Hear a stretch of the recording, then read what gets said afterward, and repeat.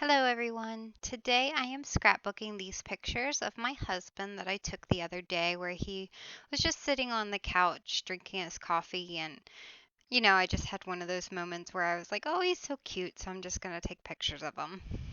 And I'm using some of the papers that I have in my How to Kill a Kit with Style kit that I made for the month of October. If you haven't watched that video, it's a lot of fall colors or masculine colors, a few feminine colors, and mostly like school related products.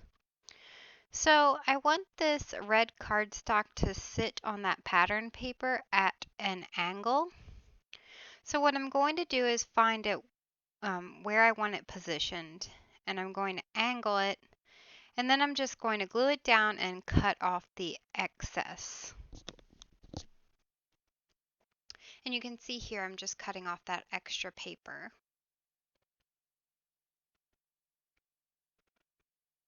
Just cutting both sides, and this is what it ends up looking like.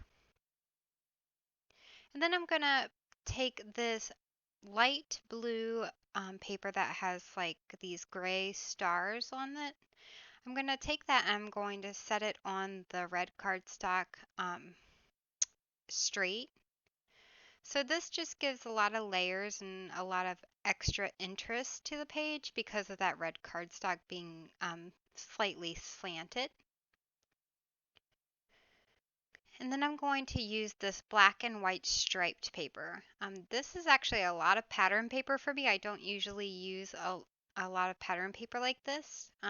And if I do use a lot of patterns, it's usually in small layers, not very large layers like this. But I had an idea of how I wanted this layout to look, and I knew that I wanted these pictures to sit on the black and white striped paper. And then I cut this tag out using my Cricut, and it has these little stars at the bottom, these little star cutouts. And all I did was I backed it with a paper that has like little constellations on it. So there's stars within the stars. And I'm just angling that last photo to kind of, instead of just making it all the photos in a straight line.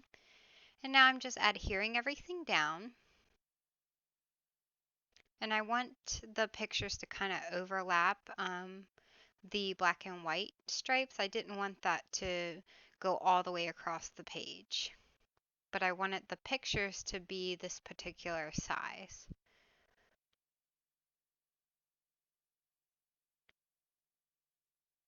And then I have the tag in the middle. I'm going to pop it up on some pop dots. And then I end up using the tag as my main area for embellishments.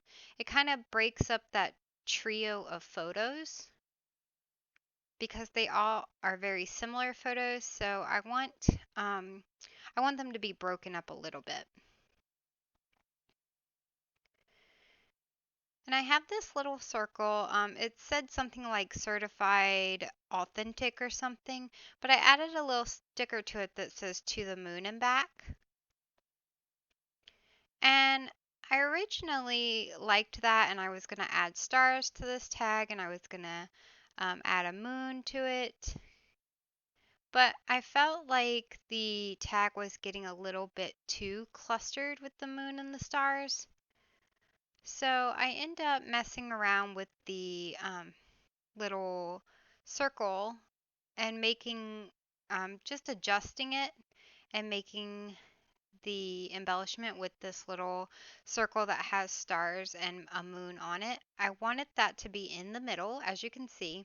I just placed it in the middle of that circle, popped it up on some pop dots, and I added the to the moon and back saying.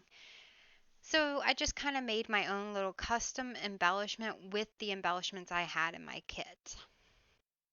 And all of these embellishments that I'm using are from the Legendary collection from Cocoa Vanilla. I just cut the circle in half, And I'm just using that to layer underneath that black and white striped paper. And I'm just adding clusters of embellishments. I really liked how this little frame looked, so I'm going to add that to my page. And then I also added a tab at the top that says best. And I really like how that looks, and I end up adding more tabs as well. I like this little circle in the middle of the larger circle, and I added a star to it because the little saying up there says, "You are my universe." And then here are those extra little tags that or the extra little tabs that I'm adding. And I just add some little tiny text stickers to them.